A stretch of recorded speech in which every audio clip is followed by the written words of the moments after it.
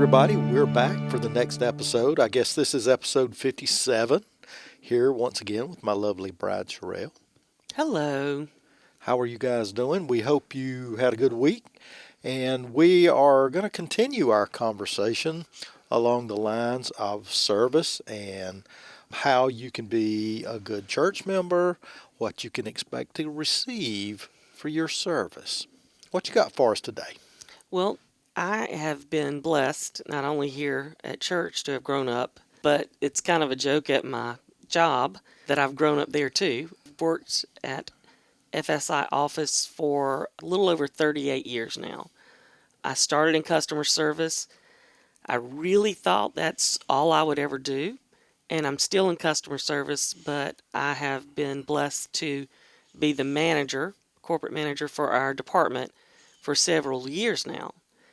And as we've been thinking and talking, even when we're not on the air, a lot about service, it brought to mind something that I had actually written for our company back in 2009, because when Mr. Jimmy Godwin started our business, he developed a motto, and it is, "You will appreciate our service."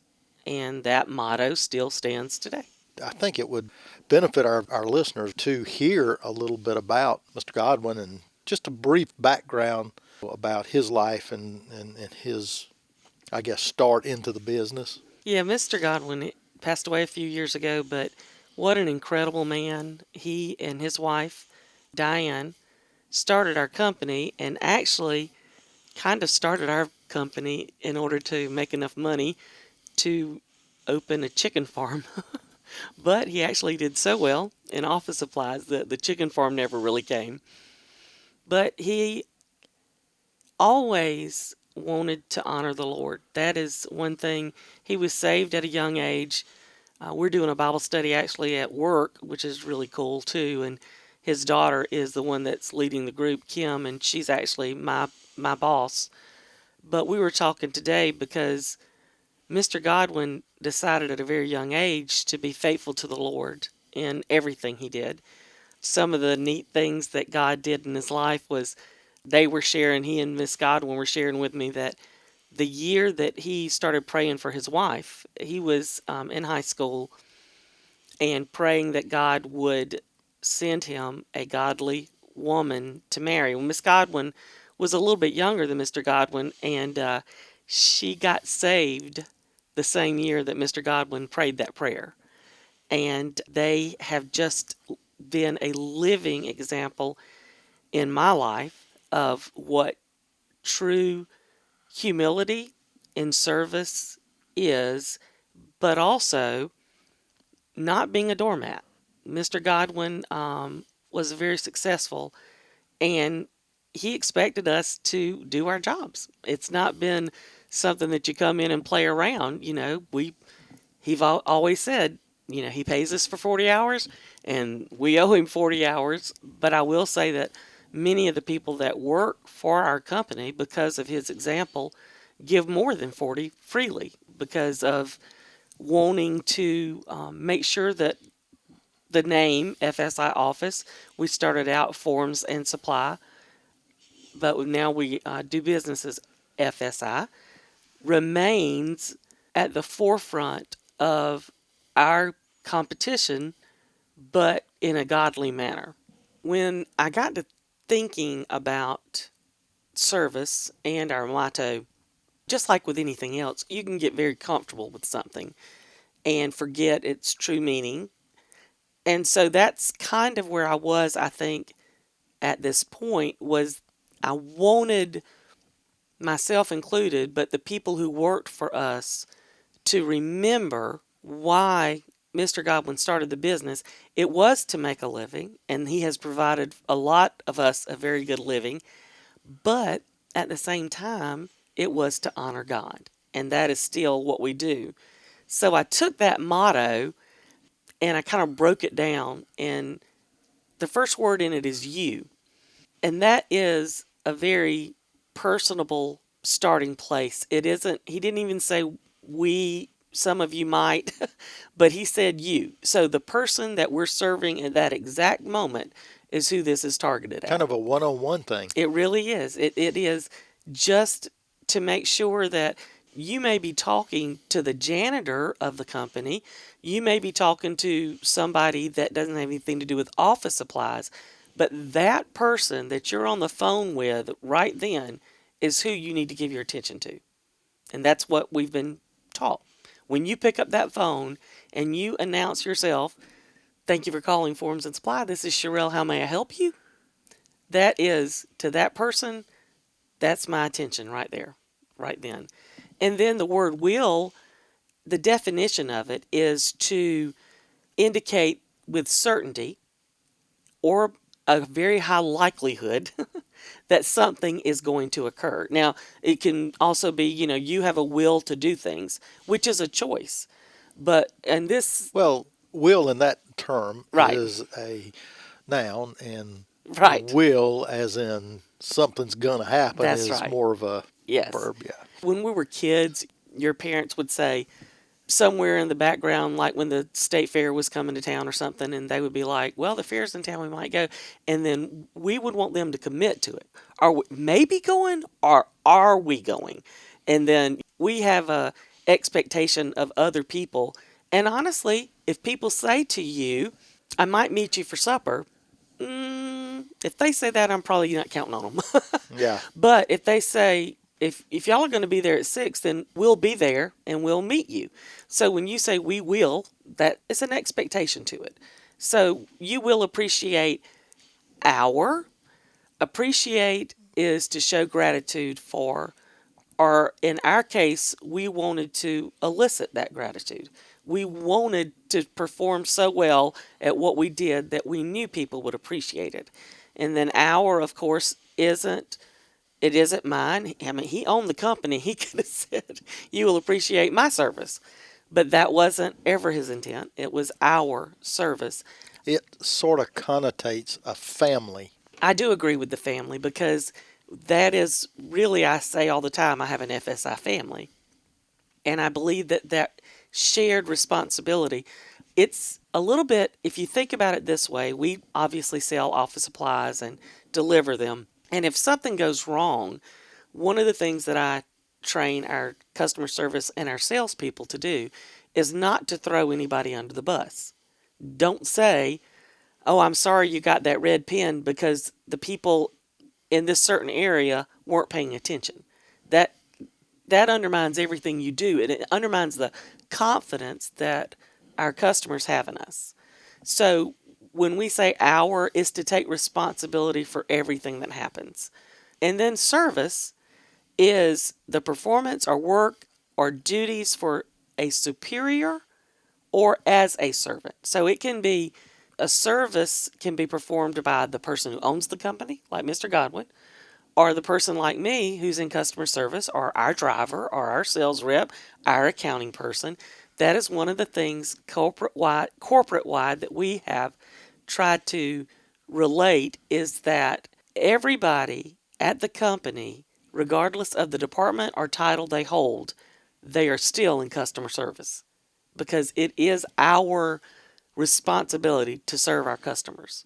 So I know I've said a lot about FSI because I think this relates so well to what we do and should be doing in the church today. Yes, I can see that parallel. And I think a lot of things that happen in our society today can be blamed on, at least the viewpoint of our society towards churches in general, can be blamed on us dropping the ball in our service to mankind. That's right. The greatest commandment is to love others as yourself, and oftentimes we find so many reasons not to do that. Yes, and I think when you come to anything at church, if you come with an attitude of service and worship, things, and I say things because things won't bother you as much. I look at some of the things over my life that have happened in the church that have caused people to become ill with each other or quit their service area even.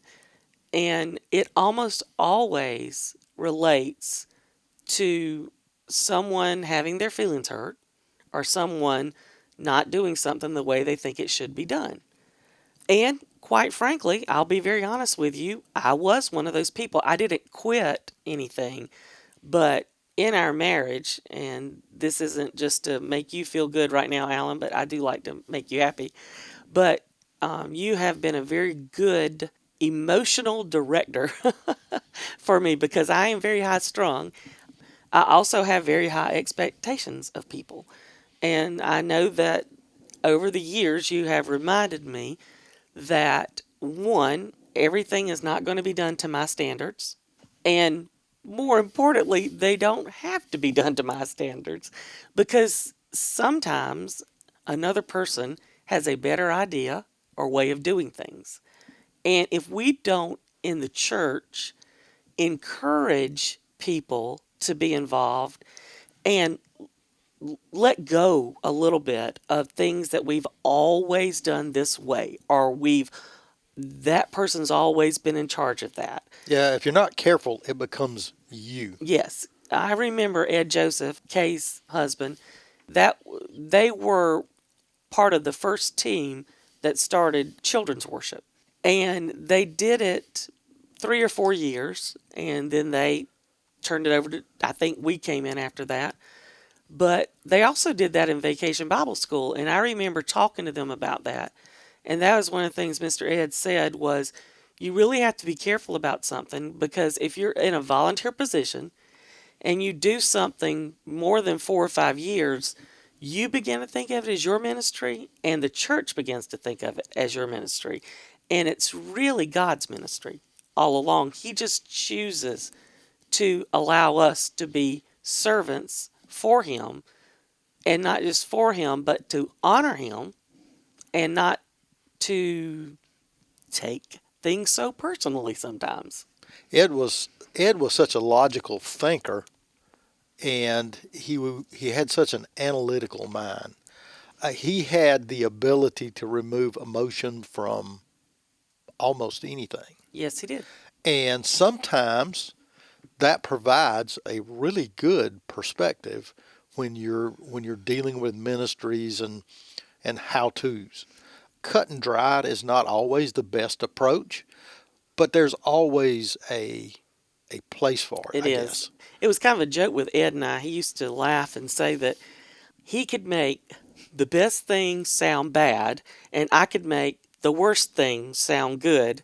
A funny example is one Sunday night we were getting ready to leave the church, and one of the toilets was stopped up. And it was maybe 4 or 5 of us standing out there, and somebody said, well, we probably need to call Chris and let him know, Chris Pound. And Ed said, I think Sherrell should be the one to do that because she's going to make it sound nice even though it's not. And I think that you're absolutely right. Sometimes you really don't want to be in a position that everything's perfect and you make everybody feel good all of the time, even though it should be, I personally think 99% of the time you should leave somebody feeling good about something. But even if you have to, sometimes if we do something wrong, I mean, I've done things wrong before, a lot of things wrong in my areas of service. And I've had some very godly people come to me and say, this is what I observed happen, but we might want to think about doing this next time. And I'm so thankful for that because I believe that that is one of the reasons that I'm the person I am today.